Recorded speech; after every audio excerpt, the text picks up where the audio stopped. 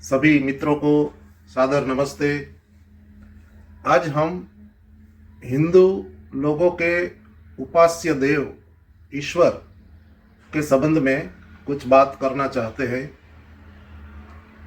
आज जिस प्रजा को हिंदू प्रजा कहा जाता है, उनमें से अधिकांश व्यक्तियों को इस बात की जानकारी संभवतः नहीं होगी कि हिंदू शब्द संस्कृत शब्द नहीं है और यह हिंदू शब्द न तो वेदों में पाया जाता है, न उपनिषदों में है, न आरण्यकों में है, न दर्शन शास्त्रों में है, न मनुस्मृति में है।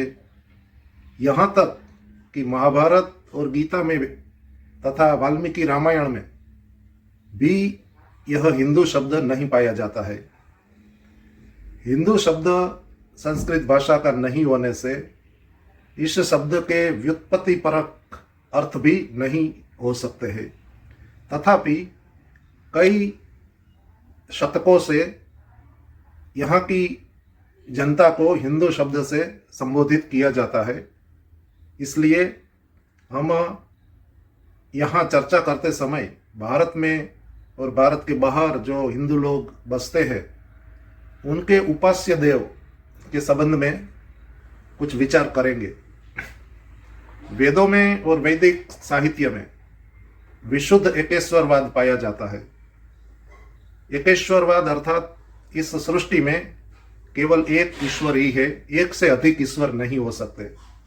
न है, केवल एक ही ईश्वर है जो इस सृष्टि को बनाता है, इसकी पालना करता है और समय आने पर प्रलय करता है। तो एक ही ईश्वर की मान्यता वैदिक ग्रंथों में पाई जाती है। एक से अधिक ईश्वर की बात वैदिक साहित्य में कहीं भी नहीं लिखी गई है। महाभारत के समय से वेदों का अध्ययन धीरे धीरे कम होता गया और जिस ढंग से वेदों को पढ़ना चाहिए वह ढंग हमसे छूट गया।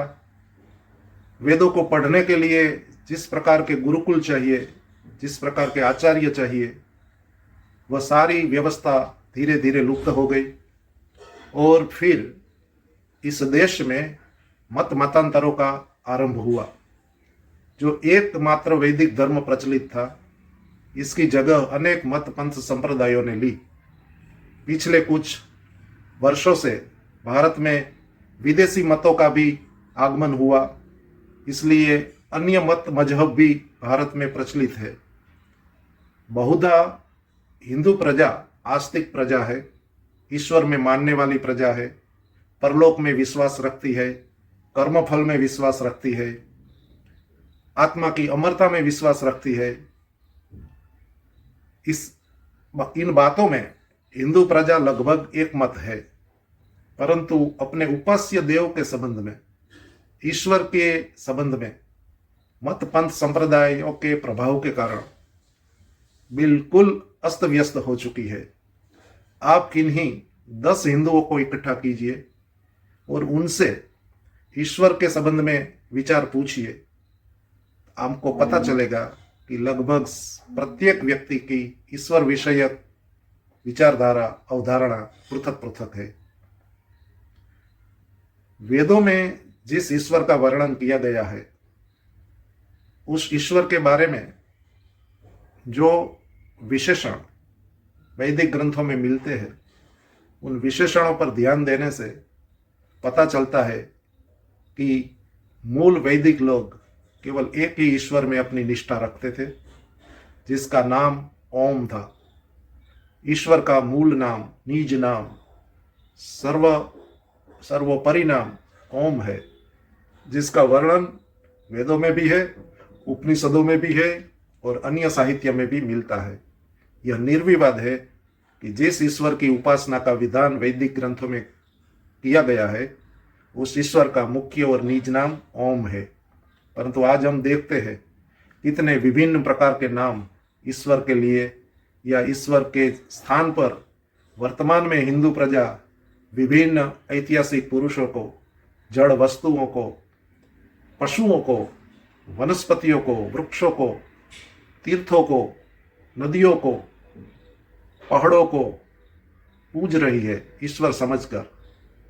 ईश्वर के अनेक ऐसे नाम प्रचलित हो गए हैं और ईश्वर का मुख्य नाम जो ओम है, ओम का धीरे धीरे अनादर होता जा रहा है। ओम हमसे छूट रहा है। महर्षि पतंजलि ने अपने योग दर्शन में स्पष्ट लिखा, तस्य वाचकः प्रणवः। ईश्वर का वाचक, ईश्वर का नाम ओम है, प्रणव है। प्रणव अर्थात ओम। इस ओम का इतना महत्व वैदिक ग्रंथों में लिखा है, फिर भी हम लोग ओम को छोड़कर विभिन्न प्रकार के सांप्रदायिक नामों के पीछे लग जाते हैं। वेदों में, वैदिक ग्रंथों में जिस ईश्वर का वर्णन है, उस ईश्वर के स्वरूप के बारे में लिखा है कि यह ईश्वर सर्वत्र व्यापक है, सर्वव्यापी है, अनंत है। इसका कोई शरीर नहीं है, यह कभी जन्म नहीं लेता है, यह सनातन है, नित्य है, स्वयंभू है, कभी प्रकट नहीं होता है, कभी लुप्त नहीं होता है, चेतन है, निराकार है, अदृश्य है, सर्वांतर्यामी है, सर्वशक्तिमान है, सर्वज्ञ है, सभी स्थान पर रहता है। पास में और दूर ईश्वर सर्वत्र विद्यमान है। हमारे शरीर के अंदर और शरीर के बाहर सर्वत्र ईश्वर की सत्ता है। इस प्रकार का ईश्वर का स्वरूप वैदिक ग्रंथों में प्रतिपादित किया गया है, परंतु दुर्भाग्य से इस वेदोक्त ईश्वर को विस्मृत करके हम लोग आज अनेक प्रकार के व्यक्ति केंद्रित मत पंथ संप्रदायों में ग्रसित है और हम जो वास्तव में ईश्वर नहीं है, जो वास्तव में परमात्मा नहीं है, ऐसी व्यक्तियों को, ऐसी वस्तुओं को ईश्वर मानकर पूज रहे हैं और इसी कारण हमारी एकता को भी बहुत बड़ी हानि पहुंची है। इसलिए सभी हिंदू आचार्यों को, गुरुओं को, धर्म प्रवक्ताओं को, कथाकारों को, विद्वानों को, महंतों को, शंकराचार्यों को, सभी का यह कर्तव्य बनता है कि मूल वेद में और वैदिक ग्रंथों में जिस ईश्वर का प्रतिपादन किया गया है उसको फॉलो करते हुए हमारी प्रजा को ईश्वर का सत्य स्वरूप क्या है इसकी जानकारी दी जाए और प्रेरित किया जाए कि जो वास्तव में ईश्वर है उसी ईश्वर की स्तुति, प्रार्थना, उपासना, योगाभ्यास करना चाहिए। तभी हमारा आस्तिकवाद, तभी हमारी आस्तिकता, आस्तिक भावना सफल हो सकती है।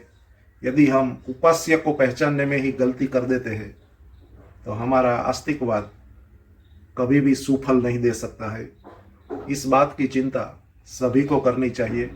हमें जीवन पर्यंत आस्तिक रहना है तो क्यों नहीं हम वास्तविक ईश्वर के बारे में चिंतन करें, वास्तव में ईश्वर कैसा है इसके संबंध में थोड़ा अन्वेषण करें।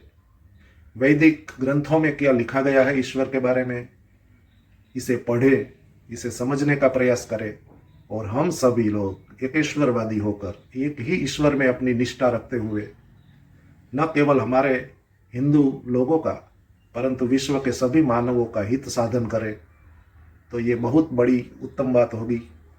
मैं केवल अपील कर सकता हूँ, आपको यह विचार उत्तम लगे तो आप भी अन्यों को इस दिशा में प्रवृत्त करने का प्रयास कीजिए और यही पहले जानने का प्रयास कीजिए कि वेदों में और वैदिक ग्रंथों में जो ईश्वर का स्वरूप वर्णित किया गया है उसे ठीक से समझकर हम उसी की गवेषणा करें, उसी का ध्यान करें, उसी को प्रार्थना करें, हम उसी को समर्पित रहे जो ईश्वर सर्वत्र व्यापक रूप से विद्यमान है। या न केवल पृथ्वी पर बल्कि अनंत ब्रह्मांड में एक ही ईश्वर व्यापक रूप से रह रहा है। उस ईश्वर की हमें उपासना करनी चाहिए। बहुत बहुत धन्यवाद। नमस्ते।